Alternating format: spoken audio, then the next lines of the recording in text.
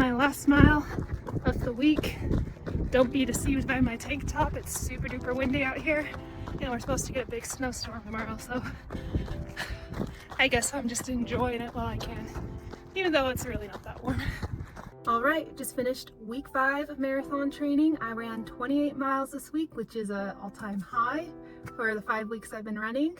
On Monday, I did my mile interval workout. Tuesday, I did 2 miles easy, and then I did an upper body workout. Wednesday, I did a 10-mile long run. Thursday, I just did lower body weights. Friday, I did 6 miles, and then today I did another 6 miles. So this was my quote-unquote 2-day long run where I like to take the same distance and do it back to back. And overall, I felt like this week was great. I felt like I was able to space things out a little bit that allowed me to feel a little bit more energized for my larger workouts. I also felt really good physically, also really good mentally. I felt like I was enjoying my runs and had a little bit of momentum in my runs, which is really nice to feel like you have some reserve while you're out there and you feel like you can enjoy it a little bit more. So overall, great week. Super happy to kind of get back on track, especially because next week I'm gonna have to cram in a week's worth of marathon training in 3 days because I'll be traveling next weekend for work. So it'll be a quick turnaround here. Gonna rest tomorrow, and then Monday, Tuesday, Wednesday, we'll see how much I can fit in.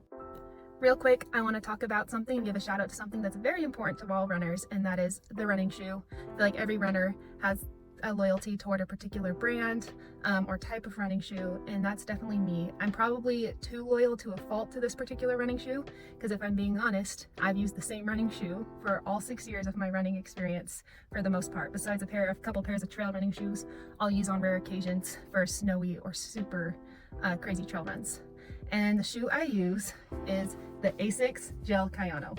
Now, I know that is a pretty basic running shoe, but I am super loyal to these. They feel phenomenal on my feet. I have super big feet. I'm 5'10", so I have a size 10 feet, and I have very wide feet. So having a pair of shoes like this is a game changer for me. I love them. I don't even want to know how much money I've given to Asics over the years, because after 400 or 500 miles, I'll go buy one. Probably bought at least a dozen of these. And it's funny because every time I need to buy a new pair of running shoes, I'll look at the other companies. I see all the girls in their Hoka's, Brooks, Saucony, and I know there's some really great running shoes out there, but I just can't convince myself to try anything else because I know I'm just going to get such a good product with Asics Kayano. It's never failed me. And so I don't know if I'll be changing anytime soon because I love these.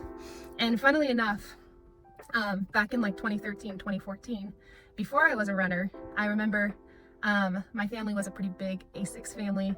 I had a brother who ran cross country at a pretty high level, and he was true to the Asics Nimbus. So naturally, my parents kind of got on the Asics train and got us all Asics. I remember they bought me some, and I took one look at them, and I thought they were kind of ugly, and I didn't want to wear them to school, and I thought they were too wide or too heavy, so I never wore them. So I'd show up to track and field practice, not because I was much of a track and field athlete, but more so because our volleyball coach was making us do track and field.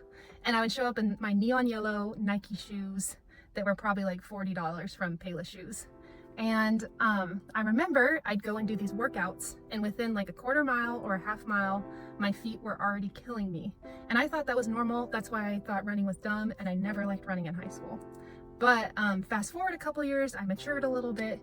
I went ahead and I pulled out my Asics from the back of my closet that had collected some dust on them, and I tried them on. And the first time I wore Asics, I remember I got 1 mile into my run, 2 miles, 3 miles, and I had no feet pain. And I was just shocked that you could actually run without having feet pain. And I thought that wasn't a thing until I wore Asics.